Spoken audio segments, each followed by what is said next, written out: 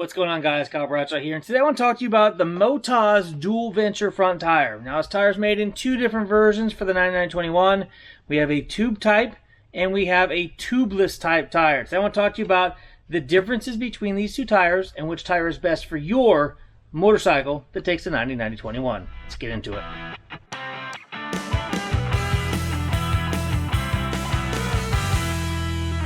So the first thing I want to say is the 90-90-21 tube type tire is really built or developed as far as stability goes after a single seat dual sport motorcycle. So your 450s, your 500s, that's really what this tire was developed for.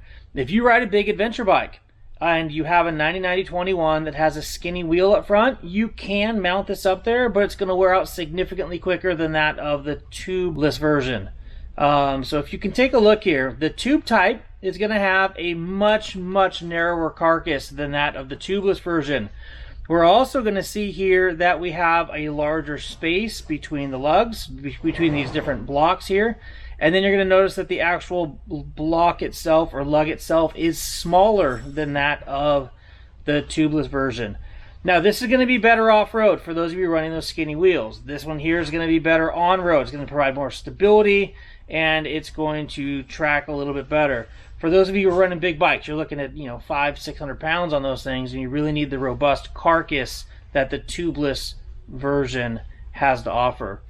The carcass on this tube type is much more flexible than that of the tubeless, and it's also much narrower. If we take a look down here at the bottom, we have probably 3 inches down here at the bottom of width between the two beads on this one here.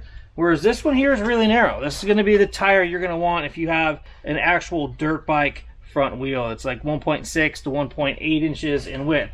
This is going to be the tire you're going to want to go with. Now, as far as tire weights go, this guy weighs at 9 pounds, and this guy here is 10 pounds 6 ounces, so not quite 10 and a half. So you have about 1.25 pounds to 1.5 pounds difference between the two tires as far as weight goes. Again, the sidewall or the actual construction of the tube type is not quite as robust as the tubeless, and that's why if you're running a T7 or an Africa Twin or something like that, I'd highly recommend that you go with the tubeless version if you're looking to rip that thing really hard on road. If you're only riding it off-road and you want a little bit better off-road traction, you can go the tube type version. Now, any of you running tubes in your 90-90-21s, you can mount the tubeless and add a tube, you're completely dialed. Now, the reverse is not the same. If you're running a tubeless wheel without tubes in it, you cannot put the tube type tire on your bike unless you put a tube in the wheel. So it's not constructed to be airtight without a tube. It's a tube type tire, so just keep that in mind. And that is, in a nutshell, the differences between the tube type and the tubeless when it comes to the Motoz Dual Venture tire. You can see that there is a lot of difference between those two. This is definitely meant for a narrow rim. This is meant for a wider rim. Now, something I want to do really quick is those guys who have a tube type vehicle, say a Yamaha Tenere 700 or even that Africa Twin that we saw inside the showroom floor. Those bikes have wide enough rims that we really should be running this tubeless version of the 90-90-21. That's going to allow you to have the proper size tire for the rim. So what I'm going to do right now is I'm going to throw this piece of cardboard into this tire so we get the same separation on the tubeless version that we have on the tubed version. And right now I'm going to show you kind of what happens to this tire when you spread this tube type tire onto a wheel that's wider. Because the tubeless 90-90-21 was meant or developed for a wider rim, you're going to notice that the crown of the tire here has a lot more round to it. It's curved, if you will.